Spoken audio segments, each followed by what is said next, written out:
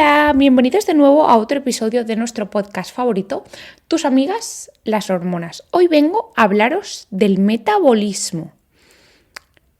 ¿Qué hace que una persona tenga un metabolismo, abro comillas, más lento que otra? ¿Qué hace que una persona tenga o pueda haber tenido un metabolismo rápido y luego vuelva lento, etcétera? Este tema surge porque a mí de vez en cuando os pongo una cajita de preguntas en Instagram y aunque no atienda a todas, porque es imposible, yo me lo apunto todo y poco a poco voy intentando solucionar las dudas. Y esta duda se repitió en una de las cajitas de preguntas que os abrí hace tiempo y ostras, me parece súper útil. Entonces, un poco el objetivo de este podcast de hoy es explicaros cuáles son los componentes que determinan el gasto energético total, es decir, cuáles son los diferentes integrantes que hacen que nosotros a final del día gastemos una determinada cantidad de energía, que es lo que comúnmente conocemos como calorías, u otra, cómo podemos optimizar en el caso de que lo deseemos nuestro metabolismo y cuáles son los diferentes factores que pueden hacer que nosotros en determinado momento de la vida podamos tener un metabolismo diferente a otro. Obviamente, es prácticamente imposible que en un episodio como que conteste a todas las pequeñas peculiaridades de cada persona, pero un poco creo que al final, sabiendo las bases, creo que empezamos bien y luego ya si queremos clases más avanzadas me lo sugerís y yo lo hago encantada. Entonces, el gasto energético total, es decir, lo que gastamos nosotros en un día entero, normal, va a depender de determinados subgastos, ¿vale? El principal componente del gasto energético total es el gasto energético basal, es decir, lo que gastamos por el simple hecho entre comillas, de vivir.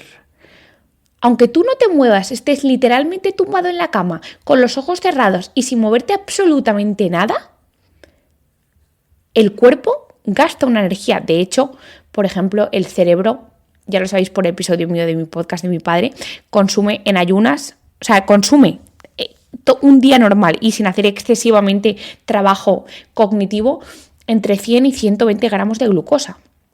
Los riñones consumen una cantidad ingente de energía. El corazón, los pulmones, el hígado, el páncreas, los músculos en reposo, los glóbulos rojos, todo consume energía, ¿vale? Entonces, del gasto energético total, la mayor parte está determinada por el gasto energético basal. Basal quiere decir que es lo mínimo para vivir. Luego os desglosaré un poquito cuáles son las hormonas que dependen sobre todo del gasto energético basal, ¿vale? Pero antes necesito que os hagáis una idea de los diferentes componentes. Después, otro componente que influye bastante os lo voy a intentar decir más o menos por órdenes, ¿vale? Otro componente que influye bastante en el gasto energético total es el gasto energético asociado a la actividad física diaria. Esto es diferente al gasto del ejercicio físico, que viene un poquito por detrás, pero un poquito por detrás, ¿vale?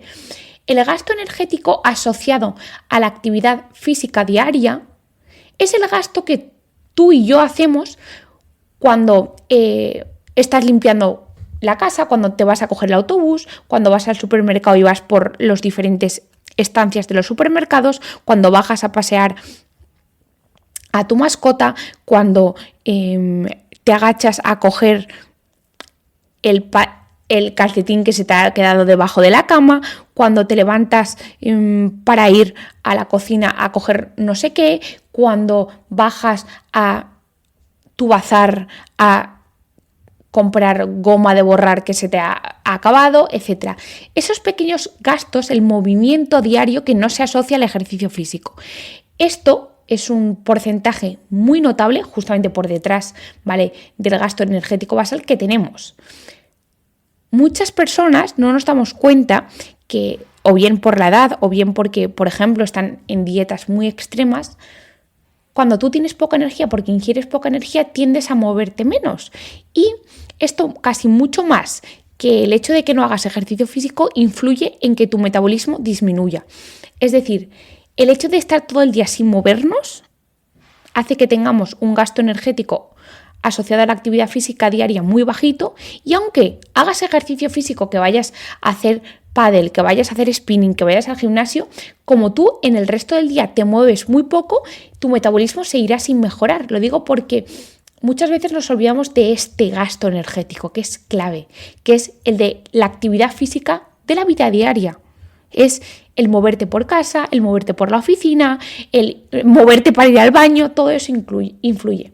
Después, el tercer componente del gasto energético total es efectivamente el gasto energético asociado al ejercicio físico. Es decir, el gasto que tú ejerces cuando voluntariamente haces un ejercicio físico. Es decir, cuando tú planificas esa actividad. Es decir, me voy con fulanito a hacer pádel, me voy con fulanito a patinar, me voy con menganito a correr, me voy conmigo misma y mis pensamientos al gimnasio, me voy a zumba, me voy al fútbol con los amigos, a baloncesto, a hockey. Eso es el gasto energético asociado al ejercicio físico. Y en esta rueda de gasto energético total sería como el tercer componente de nuestro metabolismo.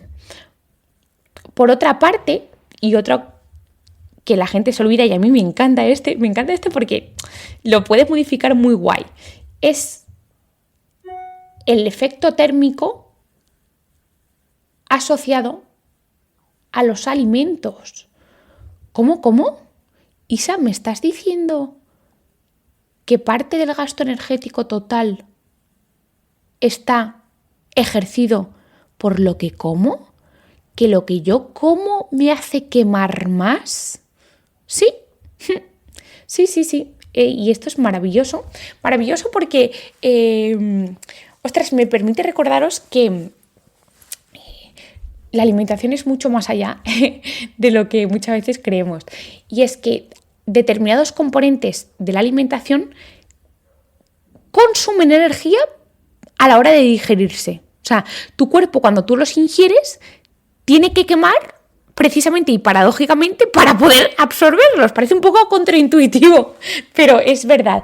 Y dentro de la siguiente pregunta que estaréis todos haciéndose ahora mismo será: venga, que nos diga ya cuáles son estos alimentos que me quiero duchar y me quiero embadurnar en estos alimentos. Pues por orden, ¿vale?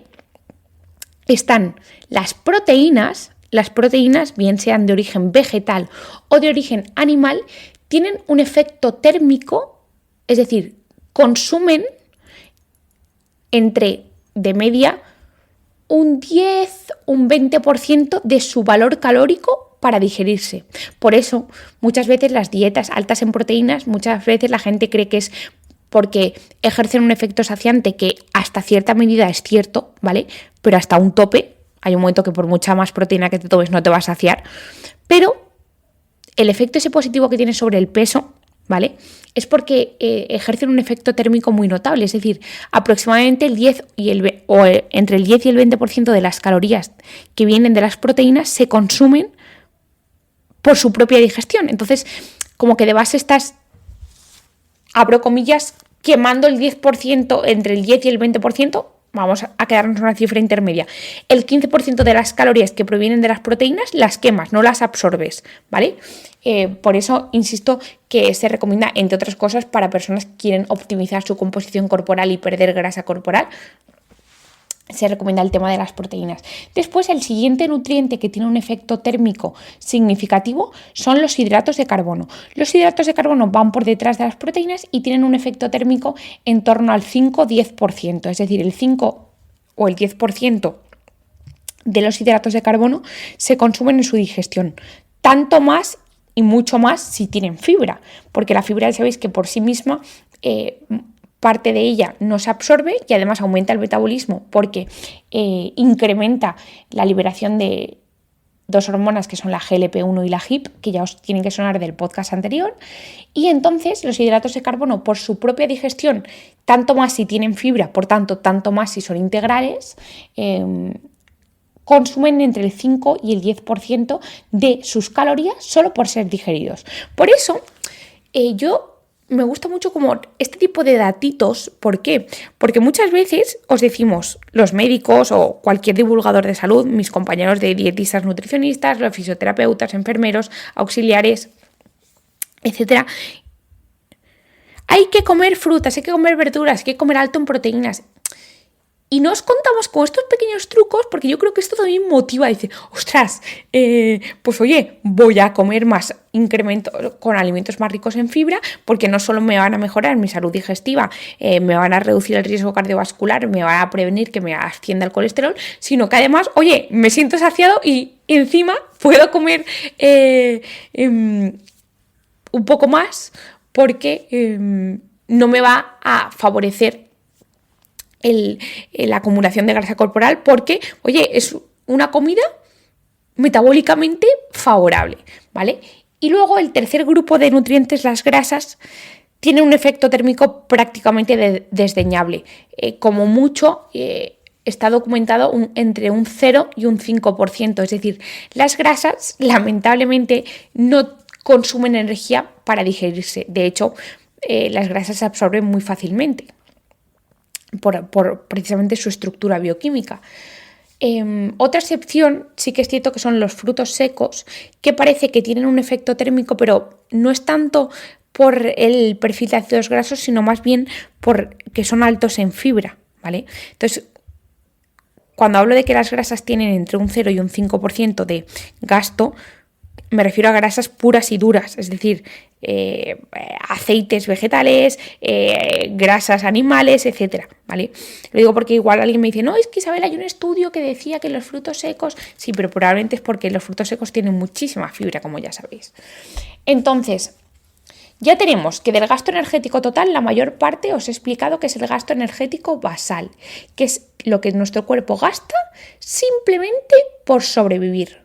Después, en un segundo puesto, está el gasto energético asociado a la actividad física diaria, es decir, lo que tú gastas por ir al baño, levantarte, bajar, pasear, ir al supermercado, etcétera, etcétera, etcétera, por movimientos, por subirte los calcetines, bajártelos, subírtelos, agacharte, limpiar y todo lo demás.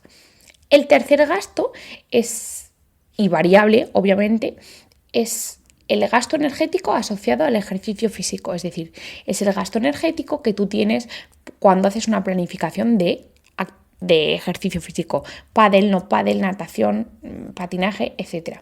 Después está el efecto térmico de los alimentos, es decir, cuando tú comes determinados nutrientes por el simple hecho de comerlos, consume energía, siendo entre un 10 y un 20% las proteínas, entre un 5 y un 10% los hidratos de carbono, especialmente los integrales, y entre un 0% y un 5% las grasas.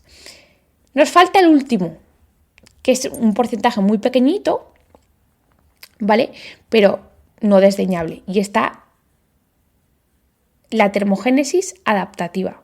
¿Qué quiere decir termogénesis adaptativa? Ahora mismo estaréis pensando, ¿esta que me está contando ahora de termogénesis adaptativa? La termogénesis adaptativa es el gasto energético que nosotros podemos favorecer cuando nos exponemos al frío. Cuando nos exponemos al frío, el metabolismo aumenta hasta un punto. Es decir, este gasto no es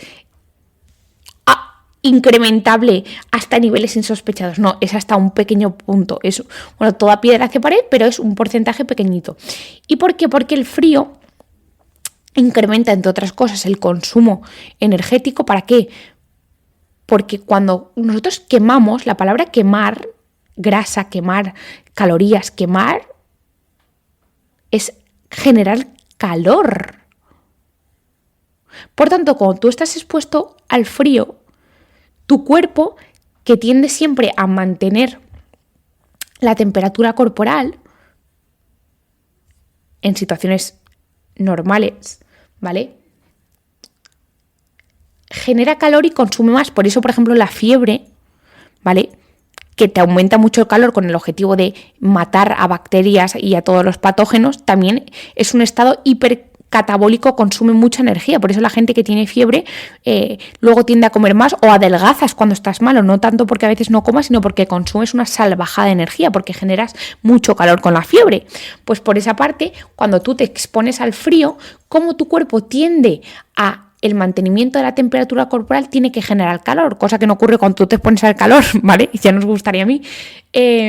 Cuando tú te expones al frío, tu cuerpo, como tiene que incrementar el calor endógeno, consume calorías. Por eso, y ojo, cuidado, no voy a deciros que os vayáis a la nieve en bikini y en bañador y os rebocéis en la nieve para... Es que claro, ya me imagino a la gente. No, lo que os quiero decir es que la exposición controlada al frío, por ejemplo, si tú te vas a estas piscinas de agua fría, que mucha gente lo asocia solo a recuperación muscular, cuando no es tanto por eso, sino que una exposición controlada al frío, a piscinas de agua fría, a duchas frías, incrementa temporalmente el metabolismo, cosa que, oye, nunca viene mal si a ti no te importa exponerte al frío y quieres optimizar el metabolismo, pues sí que es verdad que el frío expone a esto. Ahora bien, por favor, no lo hagáis de manera continua porque a veces os vais a constipar y luego me lo vais a decir a mí. Entonces, pero un poco para que entendáis que el frío, cómo obliga a nuestro cuerpo a mantener la temperatura, incrementa la generación de calor, y incrementar la generación de calor implica quemar más calorías. Así que, en resumen, y antes de seguir pasando al siguiente punto, el gasto energético total es lo que gastamos al final del día. Está determinado, en su mayoría, por el gasto energético basal, que es lo que gastamos por el simple hecho de sobrevivir. Después, en un segundo orden, está el gasto energético asociado a la actividad física diaria, después el gasto energético asociado al ejercicio físico, después el gasto asociado al efecto térmico de los alimentos y, por último, la termogénesis adaptativa. Con esto lo tenemos todo hecho. Tenemos ya el global de lo que gastamos. Ahora bien, podréis intuir que el gasto energético basal, es decir, lo que gastamos por el simple hecho de sobrevivir, está determinado por determinados factores. El primero, y lo siento y es así, es la genética. La genética de cada uno, que no lo sabemos todavía, si no me darían el premio Nobel, hay determinados genes que determinan que tu cuerpo, por ejemplo, mi hígado, para hacer sus actividades diarias, consuma 100 calorías y el de Miguel consuma 80 y el de Marta consuma 200. Eso a día de hoy no se puede saber con certeza porque hay ciertas personas que sus órganos de base consumen más energía y por tanto gastan más que otros. No se sabe. Eso ojalá ya lo supiera y si lo sé os lo comentaré después de comentárselo a los del premio Nobel. Entonces la genética es lo primero. Después están las hormonas. Las hormonas, ya sabéis, que son como nuestros principales mensajeros, comunicadores, son como el wifi. Permiten conectar a personas que están separadas entre ellas, a células que están separadas entre ellas, porque son mensajeros, mediadores invisibles. Bueno, invisibles no, están en la sangre. Dentro de las hormonas, todas van a influir en determinadas maneras, ¿vale? Porque ya sabéis también que las hormonas hablan entre sí. Cuando una se pone mala, todas son solidarias y ayudan. Y cuando una se pone buena, todas se ponen contentas y ayudan. Pues en ese contexto, las hormonas influyen todas, pero obviamente hay una prioritaria, que son las hormonas tiroideas. Las hormonas tiroideas y específicamente la hormona T3, que es la activa, es decir, es la que está dentro de las células, porque en la sangre el 80% de las hormonas tiroideas que están son inactivas, que es la hormona T4, que es la que se mide en sangre, pero esa es inactiva. Pues bien, en el interior de las células, las hormonas tiroideas se convierten en hormona tiroidea T3 y la T3 actúa en el núcleo celular de las células e induce el gasto, la producción energética. Pues las hormonas tiroideas son claves en el metabolismo, para todo, en el metabolismo basal, es decir, determinan que tu hígado consuma 100 calorías en vez de 20. Por eso el hipotiroidismo se asocia con una disminución de la tasa metabólica basal global, hace como que tú vayas al ralentí, pero no solo tu metabolismo, incluso tu cabeza. Las personas que tienen hipotiroidismo suelen tener neblina mental. ¿Por qué? Porque su cerebro no funciona con la rapidez que debería y se merece cualquier persona. Por otra parte, el exceso de hormona tiroidea, el hipertiroidismo, se asocia con un estado hipercatabólico de hipermetabolismo. Por eso tienen nerviosismo, temblor, diarrea, mucha sudoración, palpitaciones, porque todo funciona demasiado rápido, van en sexta por ciudad, ¿vale? En ese contexto, lo ideal sería siempre tener una función tiroidea óptima, ¿vale? Es decir, dentro de los rangos de la normalidad, que son entre 0,4 y 4,2, ir a lo más óptimo, que es menor de 2,5. Esto es a la inversa, es decir, entre comillas, cuanto más bajito sea el número, mejor funcionan tus hormonas tiroideas, ¿vale? Porque te hablo de la TSH. La cuestión es que, ¿cómo podemos optimizar la función tiroidea de manera natural? Es decir, Isabel, dentro de mi rango de la normalidad, porque para salir de los rangos de la normalidad ya habría que tomar hormonas exógenas, ¿vale? Yo siempre os voy a intentar hablar en mis podcasts de lo que podemos hacer nosotros con nuestra caja de herramientas sin recurrir a fármacos o hormonas exógenas, que son válidas cuando se necesitan, es decir, cuando tu cuerpo o produce demasiada o no produce nada, ¿vale? Pero eso ya es otra situación y eso ya son situaciones de enfermedad. Yo os voy a hablar dentro de soy una persona que no tengo ningún problema de salud. ¿Cómo puedo optimizar mi función tiroidea para optimizar mi gasto energético basal y, por tanto, optimizar mi metabolismo en general? ¿Cómo podemos optimizar la función tiroidea? Pues ya lo sabéis de mi podcast de la tiroides y alimentación.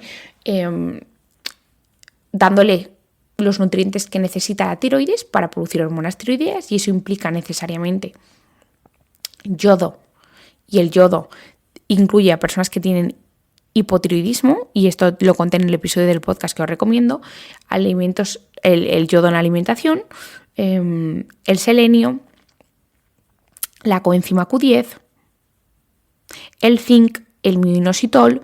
Todos estos compuestos van a ayudar, por una parte, a que tu función tiroidea se optimice y luego que dentro de las células se activen. Esto especialmente ayuda la coenzima Q10 y el selenio. Estos dos compuestos van a ayudar, entre otras cosas, a que las hormonas tiroideas se activen y permanezcan activadas más tiempo dentro de la normalidad, dentro de lo que tú produces normalmente, pues que se optimice. Estos suplementos, o sea, estos compuestos, yo os he ido hablando a lo largo de ellos. Yo tengo un suplemento que se llama Tiro Energy, ¿vale? Que para mí es lo ideal y lo más óptimo, pero si no, como os digo, para optimizar la función tiroidea podéis elegir varios de los compuestos que os he dicho, insisto. El yodo, el selenio, el minoxidil, la vitamina B3 también ayuda, el zinc, etcétera, ¿vale? Con eso vamos a optimizar la función tiroidea y vamos a optimizar en general el metabolismo. También, obviamente, todos estos compuestos los podéis adquirir con la alimentación, pues frutos secos. Todo esto os lo conté en el episodio mío del podcast de tiroides y alimentación, así que para no repetirme os remito a ese episodio por fin. Luego, por otra parte, hay otras hormonas que secundariamente también afectan al metabolismo. ¿Por qué? Por diversas maneras. Porque, por ejemplo, la testosterona no es que afecte tanto al gasto metabólico, porque eso está predominantemente afectado por las hormonas tiroideas, pero sí que es cierto que si tú tienes un estado de testosterona, hombres y mujeres, porque insisto siempre, las mujeres tenemos más testosterona que estrógenos. Es que esto es súper fuerte. De hecho, tenemos el doble de testosterona que de estrógenos en general. La cuestión es que cuando tenemos nuestros niveles óptimos, ni mucho ni poco, yo siempre os digo, en el medio está la virtud.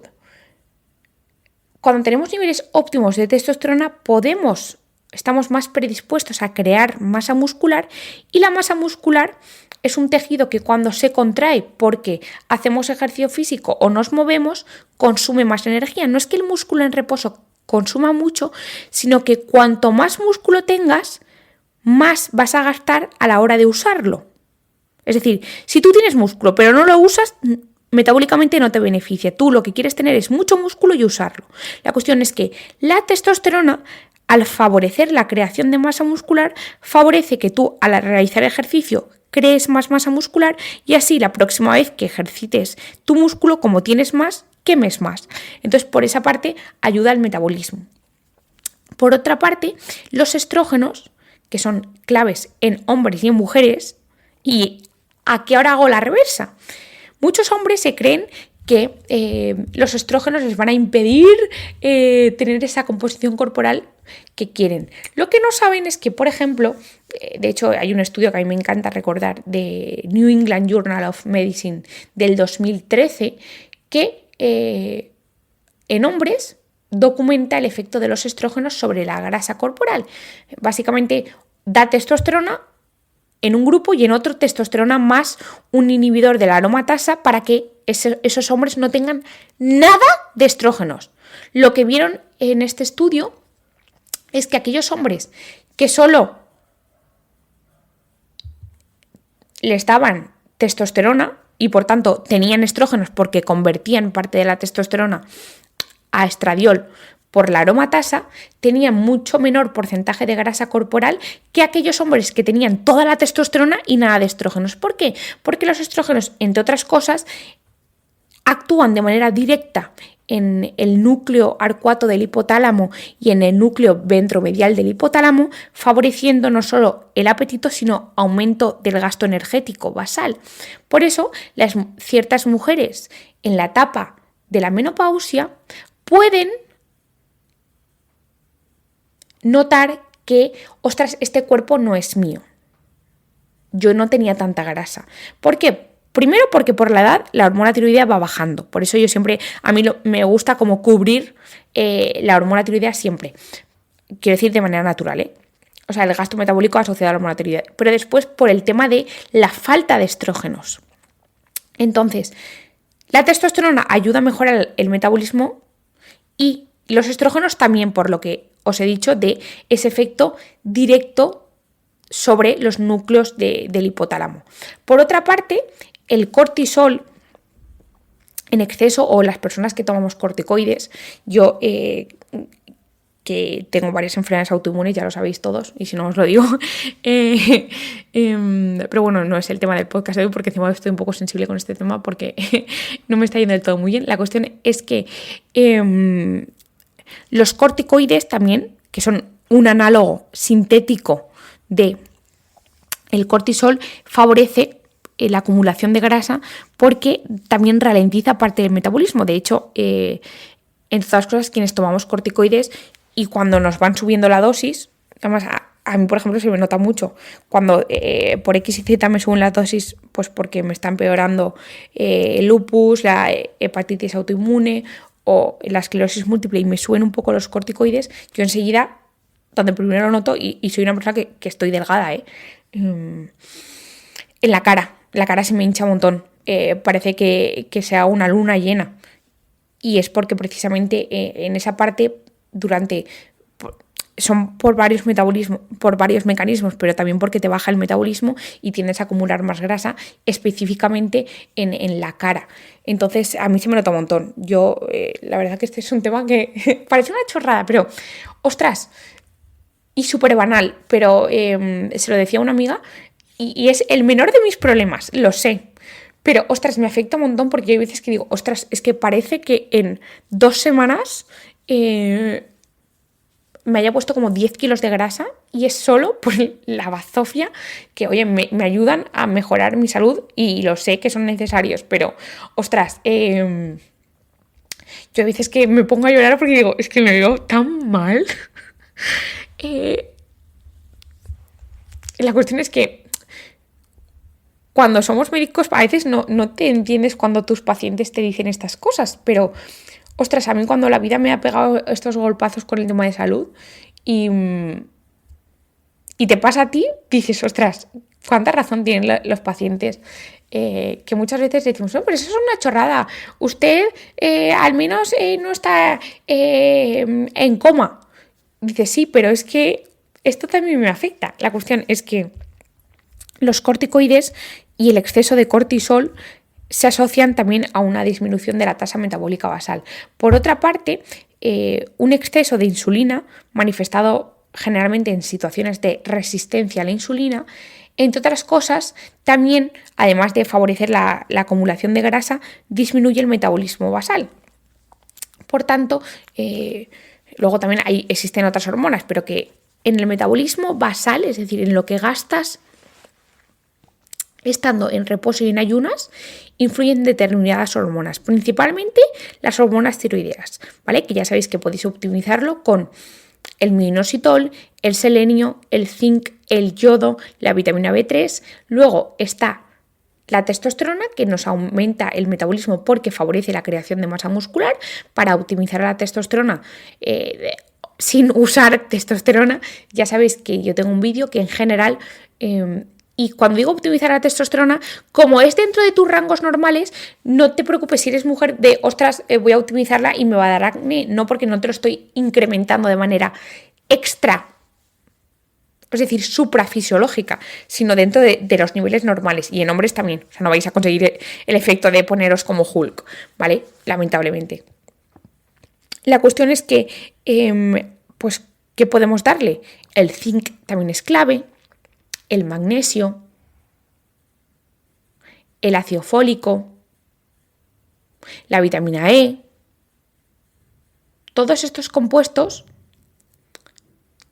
van a ser necesarios para optimizar la testosterona de manera natural. Luego también hay ciertos suplementos que también ayudan a la testosterona, como es la ashwagandha, como es el Shilajit, el Tongatali. Iba a decir, iba a decir una cosa sobre la testosterona, pero ya, creo que esto no es para el podcast de hoy. Luego, optimizar los estrógenos. Pues ya sabéis que para optimizar los niveles de estrógenos, especialmente en mujeres en la etapa de la menopausia, que os voy a decir, me parecen maravillosas las isoflavonas de soja, que tenéis un episodio de mi podcast sobre la soja. También me parece maravilloso otro tipo de isoflavonas, las de trébol rojo, también son maravillosas. La valeriana, también es maravilloso optimizar los estrógenos al optimizar, por ejemplo, el estado inflamatorio. Para eso hay varios compuestos. Yo te lo tengo en mi Menomaster, pero sobre todo el que más efecto tiene a nivel puramente estrogénico son las isoflavonas. Insisto que pueden ser isoflavonas de soja, de trébol rojo, de las semillas de linaza, de chía, también son ricas en estos compuestos.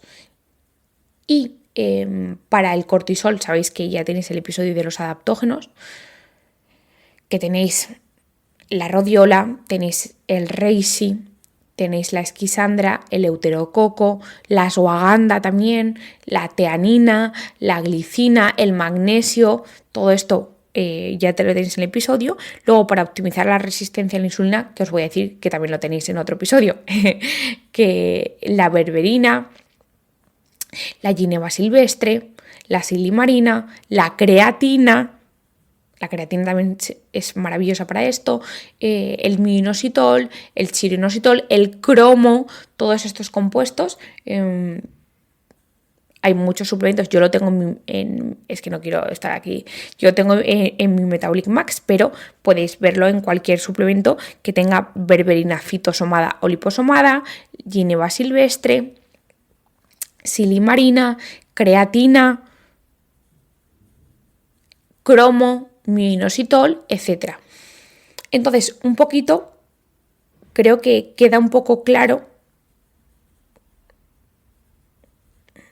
que el metabolismo es una cosa muy compleja, que depende no solo de la genética, sino de nuestro estado hormonal, y luego además depende de cuánto nos movamos, cuánto ejercicio hagamos, qué comemos y si nos exponemos a más o menos frío. El resumen es que cuando muchas veces dicen, tómate 2 alimentos para hackear tu metabolismo. Mira, es imposible hackear el metabolismo con 2 cosas, ¿vale? Porque luego además influye otra cosa que secundariamente, que es nuestro estado de salud mental. ¿Pero por qué influye? Porque si tú tienes ansiedad, tienes depresión, tienes un trastorno bipolar, al final, el resto de hormonas se van a afectar. ¿Por qué? Porque la depresión está asociada a un incremento del cortisol. Luego, determinados fármacos que te dan para tratar de determinadas alteraciones de salud mental afectan al metabolismo de la insulina, que de hecho muchos crean resistencia a la insulina, otros afectan a la testosterona, otros afectan a la prolactina, y la prolactina, ya sabéis por el episodio del podcast, que afecta a la testosterona y a los estrógenos. Entonces, indirectamente te está afectando las hormonas que determinan el gasto energético basal. Por otra parte, si tú tienes alteraciones, pues tienes una depresión, ojalá no fuera así, pero generalmente te mueves menos, te apetece ducharte menos, no te apetece moverte por casa, generalmente, ¿vale? Porque la depresión tiene muchísimas caras, y os lo digo yo en primera persona, que cada persona puedes decir, uy, pues no parece que esté tan mal, igual en su casa está llorando 14 horas al día, ¿vale? Que una cosa es lo que vemos y otra cosa es lo que es. Pero que la depresión tiene muchas caras. Entonces, hay determinados momentos en determinadas depresiones que la persona no le apetece ni ducharse. Eso al final hace que tú te muevas menos, por tanto, el gasto energético asociado a la vida diaria disminuye. Luego, lamentablemente, y aunque también me gustaría que no fuera así, son personas que no están acompañadas y no tienen a nadie que les diga, venga, vamos a dar una vuelta, venga, vamos a hacer deporte, patinaje. Por tanto, no suelen hacer ejercicio físico, aunque ya sabemos que el ejercicio físico es clave, ¿vale? Pero estoy hablando un poco de antes de empezar a hacerlo. Y luego, por ejemplo, son personas que la alimentación tampoco está, no le voy a poner, generalmente no les apetece hacer brócoli y una pechuguita a la plancha, sino que se toma lo que se puede, que generalmente son alimentos ricos en grasas, que tienen poco gasto energético basal, o con hidratos de carbono sin fibra. Y luego, pues al final tampoco están expuestos al frío, obviamente. Lo que quiero deciros es que os he explicado todo el gasto energético basal, y luego además están las circunstancias de la vida, y la salud mental es una circunstancia muy importante. Ya habéis visto en 5 minutos cómo afecta a todos los ámbitos de los componentes del gasto energético total.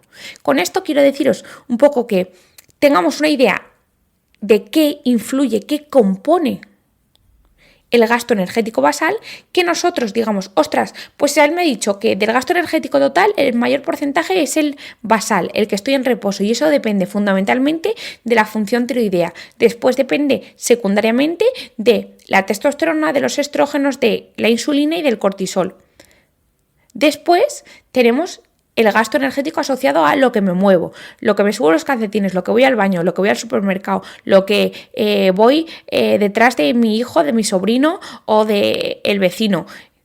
Después está lo que gasto cuando voy al gimnasio o a hacer ejercicio físico. Después está lo que gasto con lo que como, y después está lo que gasto si me expongo al frío. Pues ya tenéis ahí un montón de herramientillas para hacer check de cómo podemos optimizar, en el caso de que queráis, todas esas. Y yo creo que ya está un poco todo explicado. Espero que os haya gustado. Cualquier duda me lo escribís en mi Instagram, porque tu duda es la de todos, y eso me puede dar la idea para un vídeo, un episodio del podcast, etc. Después, es que estoy pensando que no os he comentado que también la salud intestinal influye. ¿Por qué? Porque si tú tienes una microbiota alterada, el gasto térmico de los alimentos no va a ser la óptima, ¿vale? O sea, es que esto tiene muchas ramificaciones, pero un poco a grandes rasgos es lo que os he explicado. La cuestión es que me escribís en Instagram o en YouTube, depende de donde me escuchéis, y yo encantada os intento ayudar. Y nada, que muchísimas gracias por escucharme, muchísimas gracias por elegirme, que si os interesa, os gusta, creéis que puede ayudar, que compartir es vivir, y que compartirlo pues con la gente que tú creas que le puede beneficiar, en vuestras redes sociales, lo que queréis, porque todo es bienvenido. Y al final, cuanta más gente me escuche, no porque yo me quiera dorar la píldora, sino que al final cuanto más difusión tenga el contenido, más sabiduría va a tener la gente, y al final es un poco mi objetivo, que es trasladar lo poco que sé a todo el mundo para que... Y digo poco no para, en plan, qué falsa humildad. No, es que realmente yo cada vez pienso, yo hace 5 años pensaba que sabía, y ahora sé menos. ¿Sabes? Es la sensación de que yo cada vez pienso que sé menos. Y al final un poco es subir el nivel de la población, porque creo que el conocimiento es poder, pero el conocimiento de calidad, ¿vale? No es, he visto en TikTok que si me rebozo en pan rallado soy una croqueta, ¿vale? Y nada, que espero que os haya gustado, que un besito muy fuerte y que nos vemos en el próximo episodio. Cuidaos y pasad un lindo día cuando me estéis escuchando. Un besito, chao.